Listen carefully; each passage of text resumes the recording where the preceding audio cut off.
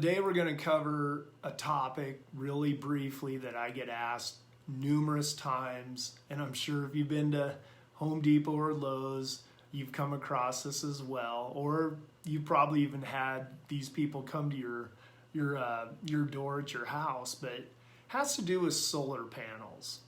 And I always get asked, are solar panels a good idea? And do they add value to my home? Well, those are things that you really need to consider, and at the end of the day, it does come down to you, obviously, on a personal level. But I'm just going to shed a few things that I've dealt with from representing buyers and sellers as a Littleton, Colorado real estate agent here. And as far as value from solar panels, at the time of this video, I can honestly say through all the years, through mortgage lending and being a real estate agent, I have yet to see an appraiser make a line item adjustment for the solar panels. If you go onto Google and search, you'll probably see where they have some areas of California, New York, and some other places where they give you an average value, but I just haven't seen that out here in our area yet. And again, at the time of this video anyway. But if you do want to have any chance of having them considered as far as value on your property, then you need to own them outright. And most people opt for the lease because of the expense to acquire the solar panels. And if you have a lease, the reason why they won't be considered value on your home is because now they're considered personal property. There's a UCC filed, and if you default on them, they can take them back. So no value will be given to the personal property.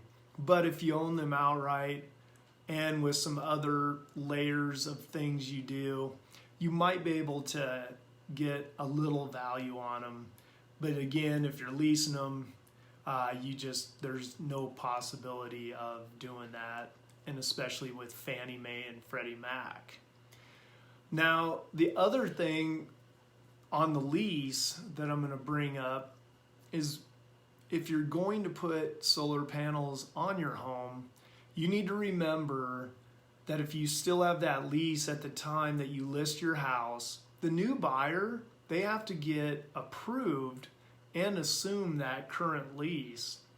And some buyers, once they hear that they have to do that, well, they just opt to go find a different home. Or what else can happen, it can actually impact their financing on their mortgage to acquire the property, because the debt to income ratio could be impacted by this, and especially with how expensive homes are nowadays. And so just that one little payment there could really make a big difference as far as their financial situation. So just keep that in mind too when you're considering purchasing solar panels for your home. Now, the other thing that I have dealt with through the years too that homeowners were not aware of is this can void a roof warranty. So make sure if you're going to put solar panels on your home, if your person isn't specialized with the shingles and the solar panels, then you need to look at your warranty and just make sure that it's not going to void it by installing these panels, because I have seen it through the years with some of my home sellers.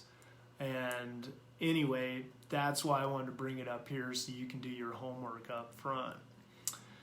So anyway, in a snapshot, at the end of the day, I guess I should say, solar panels at the time of this video out here in the Colorado area, they don't really impact the value of homes yet. They possibly could down the road, but as of right now, I have not seen it. And again, if you want to be considered for that at all, the best thing for you to do is own them outright. So Anyway, stay tuned for more information in regards to the solar panels, as well as many other home related items and so forth. And subscribe to my YouTube channel, and we'll be updating you on more things like this and other things that have to do with the real estate market.